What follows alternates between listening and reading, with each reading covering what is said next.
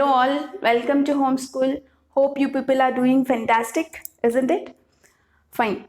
And today we are with the most important chapter of biology, that is the fundamental unit of life. Okay. And I tell you, this is the most basic chapter one must understand very clearly. Okay. So this is the foundation stone for your biology. So whatever difficult aspects that you study in the future classes or in the next coming chapters, this acts as a basic. So without this, it's very difficult to understand them. Yeah. So let us start with the most basic chapter and one of the very important chapters in your syllabus, that is the fundamental unit of life. Okay, fine.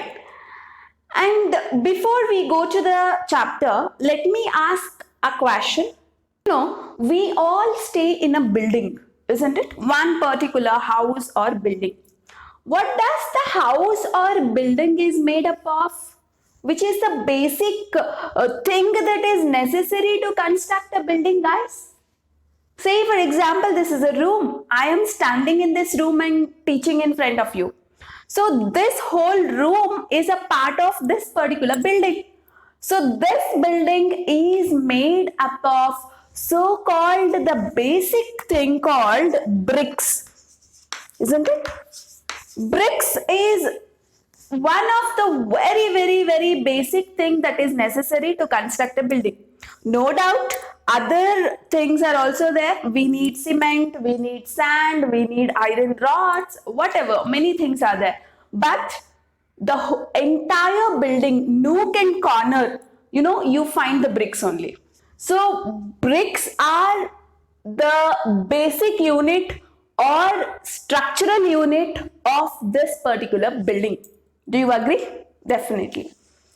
And next question that I wanted to ask you is, what does the living systems are made up of? What do you mean by living things? Plants, animals, microorganisms. See, the so-called life, the things which have life is called living things, isn't it? So what does a living thing is made up of? Living things are entirely made up of so-called cells. Okay, so we have come to the topic cells. So each and every living system, each and every living matter in this universe is made up of cells. Like our building is made up of bricks, in a similar way, our living systems are made up of cells, guys. Okay, say for example, I am a living system. So whatever you see me, like the skin, the hair, eyes, everything is made up of cells. So the entire living body, I have crores and crores of cells within me. Okay, say my skin has a cell, my hair has a cell, everything has cell. Similarly, you observe a plant. Each and every part of a plant is having a cell. It is made up of cells. Okay. Say now, when I was very young, like of your age, 9th or 10th, I had a great question. Say in chemistry teachers would always say, each and every matter is made up of atoms. Yes or no? I myself told this in the previous chapters. Matter, living or non-living, each and every matter is made up of what, guys? Atoms or elements, I told you, right? And now I am telling you, every living system is made up of cells. So are you not confused with this? So what exactly is the thing behind? Is the living matter made up of atoms or living matter made up of cells? So what is your conclusion finally? Guys, try to understand one thing. Living matter is made up of cells, no doubt. But each cell, whatever is there in a living matter, each cell again contains crores and crores of chemical elements, guys. that is atoms. Okay, say this is my skin. Crores and crores of cells would be there in this area. When I pick each cell, the cell itself is very complex. It's not that easy. It has so many things within. Cell has many things within. And each and everything which is there inside a cell is again made up of, it has small chemical elements only, atoms only, right? So finally, whatever the thing we told in chemistry is correct only. Any matter, living matter or non-living matter, okay, everything is made up of atoms, no doubt. Okay, but coming to the living matter, like humans, plants and microorganisms, what is the main thing that is present in a living matter, guys? Cells. And that particular cell is again made up of so many chemical elements or atoms, no doubt. Okay, so anyway, I am not talking to the atom level or molecular level. Just here we are talking about a cell. Okay, because every living system is mainly consist of what, guys? Cell. Okay, and this discovery of a cell was done by a famous scientist called Robert Hooke. Okay, so now we are going to study the discovery of a cell initially. So far, what you got to know? Every living matter is made up of so-called cells. Just like the building is made up of bricks, no? In a similar way, every living system is made up of cell. Okay. Now, who discovered the word cell? What do you mean by the word cell? That is what we are going to learn. Okay. So, first and foremost, let us try to study about discovery of cell. So, as I already told you, Robert Hooke, okay, in 1665 studied, what he did is, he studied cork cells of a plant bark or, tree bark. You all know a big tree, it has a big trunk, that is a bark. So when you cut a bark, inside you will find a certain dead cells called cork cells. So what he did is, Robert Hooke tried to observe the cork cells of a tree bark. And these cork cells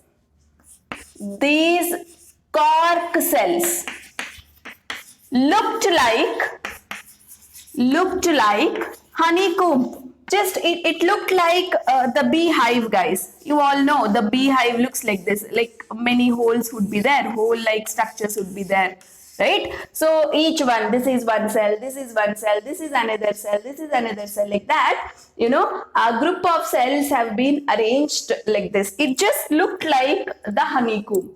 Okay, and this particular guy, that is Robert Hooke, he called each hole, okay, like each thing, each compartment, he called it as a small room. Okay, so each hole was called as small room. Okay, in Latin, room in the sense cell. Okay, so cell is actually a Latin word for small room. See, he is the first person to call these guys, these small hole-like structures as cell, guys. Okay, even today, we use the word cell only for these particular structures. Got to know?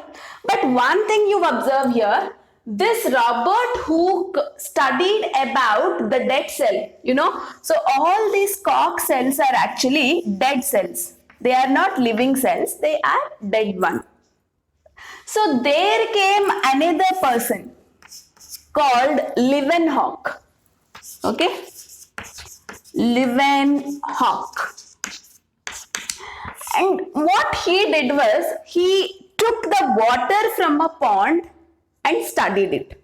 He took water from a pond And what he observed was, he observed living cells. Living cells, guys. Okay, so living cells, will move from one place to another place. Like, he started observing that these cells were actually, they were moving from one place to another place, like that, something like that. Okay, so with Robert Hooke and Leeuwenhoek's discovery, and many other scientists have studied in a different way, and they have put one theory about a cell, and that theory is called as cell theory. Okay, so now we are going to learn about the cell theory. Got to know? So who is the first person to discover about a cell? Robert Hooke. What did he study? He actually studied the cork cells which were there in the bark of a tree. Okay, so when he observed under microscope, he got some honeycomb like structure, where each hole you can compare to the honeycomb, where each compartment, he called it as a small room. Latin word for the small room is cell. Okay, and later came another person, Leeuwenhoek. What did this Leeuwenhoek did was, he collected water from a pond and observed under microscope. When he observed, he started observing certain living things. He called them also as cells. So many scientists have come and they studied about the discovery of Robert Hooke and Leeuwenhoek, and they gave certain conclusion about the so-called structures cells. Okay, so, and they have put some rules, they have put some postulates here, and those postulates together we call it as cell theory. Cell theory mainly talks about cells. Okay, so these are certain postulates entirely about cells. So now let us have a look what were the postulates that have been placed under cell theory. Okay, so the first and important point that you have to remember here is, every living system,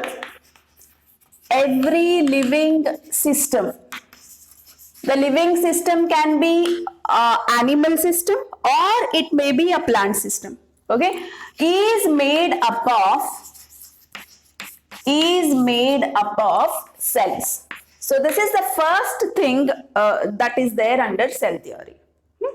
And the next point is, cells are the basic structural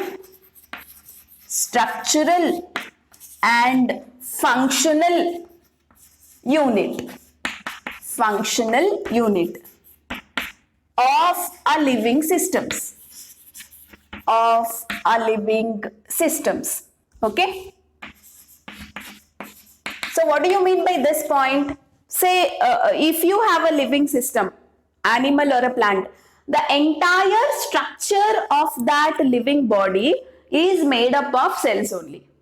So whatever work that is happening inside his body, say for example, I am a human being, I am a living system. Say I am speaking and I can lift my hands, I can write. So everything is because of cells that are working inside me. Okay, and my entire body is made up of cells only. My hand is made up of cells, skin is made up of cells, hair is made up of cells, everything is a cell only. And whatever the activity we are doing, it's all because of something is happening within the cell. Clear? So that is the reason we call cells are the basic structural and functional unit of a living system. Clear? Fine. And the third and important point is, cells are created from pre-existing cells.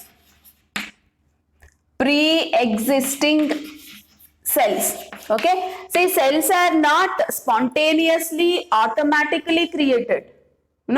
Say new cells can be created from old cells. Right? So that is what the meaning of the third point.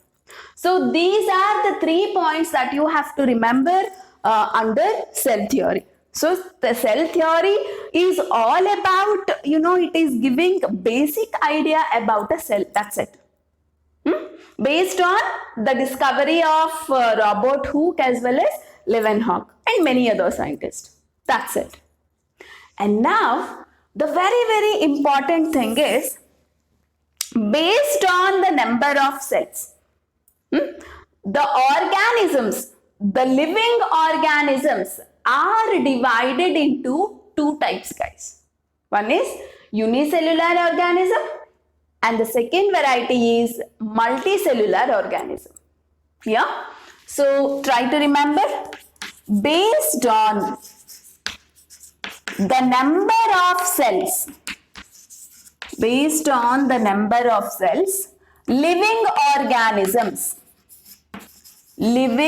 organisms are of two types.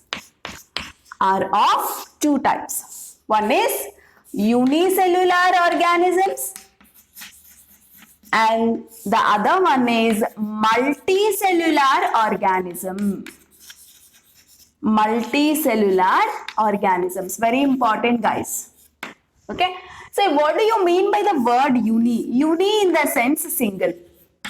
See, there are certain living organisms which have only one cell. Okay, they don't have too many cells. They just have one cell. Okay, everything, every life process, every activities that is happening with that living system will occur in single cell only.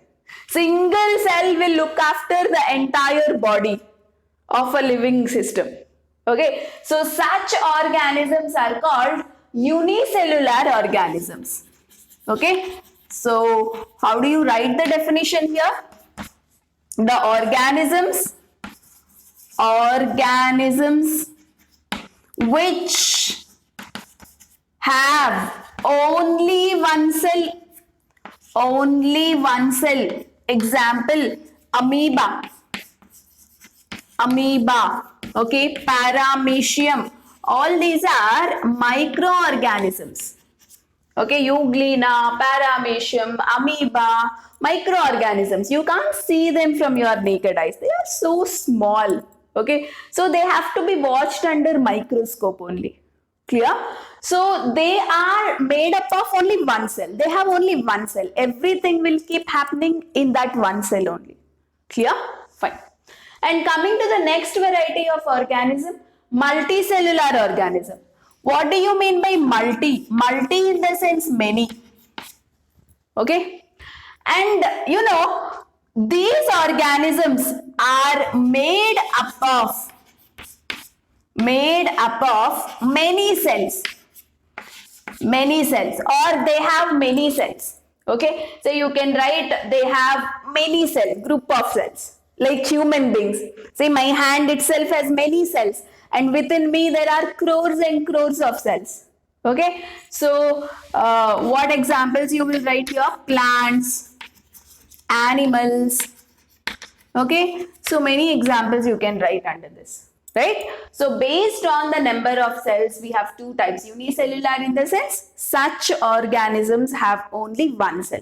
Okay? Multicellular in the sense, the living system which has so many cells in them. Too many cells. Okay? So now, let us try to remember different types of cells, guys. Okay? I told you, multicellular organism in the sense, we have so many cells. Okay, and these cells are actually different in their size and shape. Okay, and their duty is also different. The work they do is also different. Say the cells which are there on my skin may have one particular size and shape. Okay, and their duty is what? To protect me from the environment, isn't it? And my heart, the organ called heart, is made up of so many cells. And their size and shape is different. And what is the duty of heart cells? To pump the blood, right? So like that, many cells which are there in the multicellular organisms, these cells are different in their size, shape and function. Okay, let us discuss that now. So what shall we write now? In multicellular organisms. So just now we spoke about multicellular organisms, in the sense the living system which has so many cells within them. Okay, so in multicellular organisms, different cells have different shape, size and function. Their duty, function in the sense what guys? Their duty, the work that they do is also different. All cells are not same. Okay, so they are different in their size, shape and duty. That is, their job is also different. Clear? Say for example, if you take in humans, you know, our blood cells look like this. You know, these are our blood cells. Blood cells are spherical, guys. This is how they look. Clear? And these are actually blood cells. Okay. And if you want to see the muscle cells, see, these are muscle cells. Muscle cells will look like this. See the shape? Are the blood cells and muscle cells similar in the shape and size? No, right? See, blood cells are spherical, but our muscle cells are, you know, elongated, fiber-like, right? So these are muscle cells. Muscle cells. Okay. So similarly, nerve cells. We have so many nerves. Okay. So there are so many wires that come from the brain actually. You know, through these wires only information is passed from one place to another place. Say for example, you took the food. The stomach cells must start the digestion. So who will tell a stomach cell to start the digestion? Brain have to tell. So how will the information passed from brain to stomach cells? It is through these wires, which we call them as nerves. Okay, so they are the one which carry information from one place to another place. Okay, so they are also cells. The nerves are also made up of cells only. You know how they look?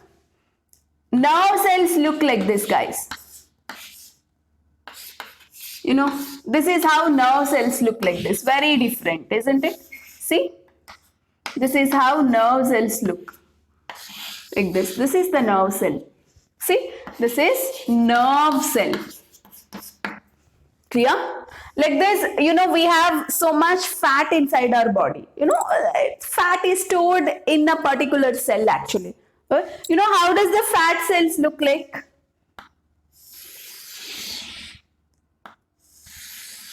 This is how fat cells look like. This is fat cell.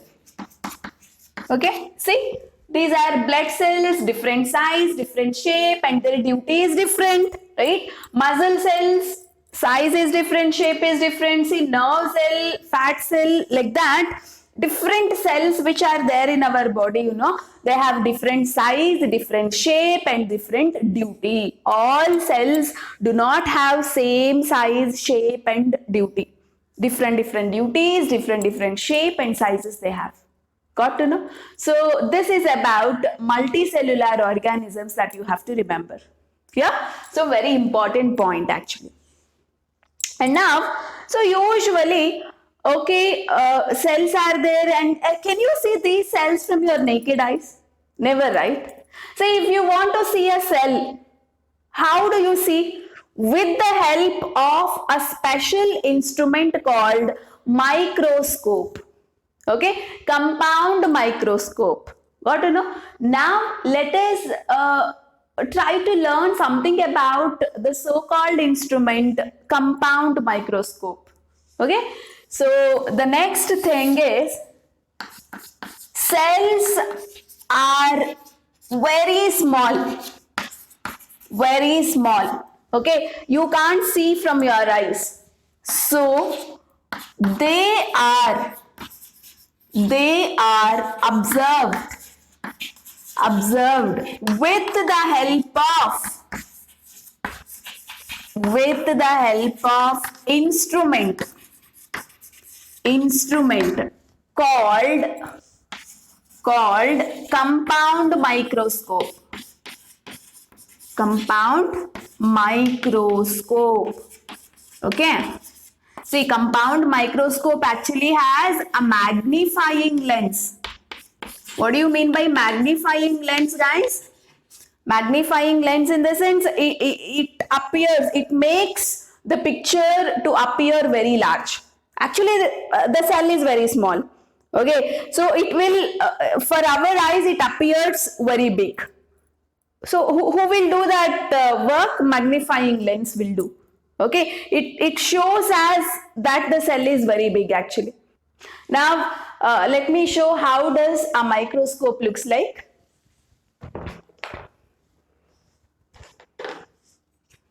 See, this is what the compound microscope. Okay, so usually smaller cells which we cannot see from our naked eyes can be watched with the help of this particular microscope. See, and let me briefly explain it parts. And this is the handle. This is how we will hold. Clear? And this is eyepiece. So this is how we see actually with the help of eyepiece. See, from here we will be seeing it. Clear? And you can see some mirror here. This is a focusing mirror. And here you will have a lens, guys. Here you will be having a lens. Okay, got to know? And this is how you can adjust. You can move the eyepiece up, down, and all. And here we will keep the sample. Okay, these are the forceps. You can see a slide. This is how we will have a slide. Okay, say if you want to observe a particular cell, we will put that cell here and we will fix it. Okay, we will put that cell on a slide and we will keep it here, and this is how we will observe. Okay, so here you will be having a magnifying lens, in the sense the particular lens which makes the smaller thing to appear very big, right? So that is the duty of magnifying lens. Yeah, and actually in your textbook you have an activity relating to onion. Okay, you can observe the onion cells. Anyway, how we do it is we cut the onion. Okay, we take a very thin layer of onion bulb, onion piece, and we put it on this slide. Okay, this glass slab is there. No? This is what we call slide. We put that onion cells here, and since to see it properly and to visualize it very clearly, we add some color.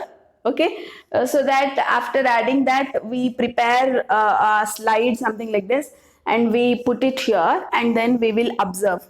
So like this, when you observe onion cells under microscope, how does the onion cells look like? Like this. This is how onion cells look like under microscope. Okay, got to know? So with the help of a compound microscope, any small cells you can able to observe it and study it. Clear? So that's all about the compound microscope and different types of cells. So different types of cells in the sense, say multicellular organisms have many cells, all the cells are not same, guys. They are different in their size, shape and function. This point is very, very important to remember. And now in my next class, we will study more details about a cell. What actually cell has? Cell has so many things within. Okay, cell is not an empty thing. This particular cell is there. No, it has so many things. There are so many contents within a cell. We call them as actually cell organelles. Okay, there are so many contents, things present inside the cell called as cell organelles. About this cell organelles, we will discuss in my next class. Clear? Until then, keep revising the concept and try to give answer for this question. The question is, why is a cell called structural and functional unit of life?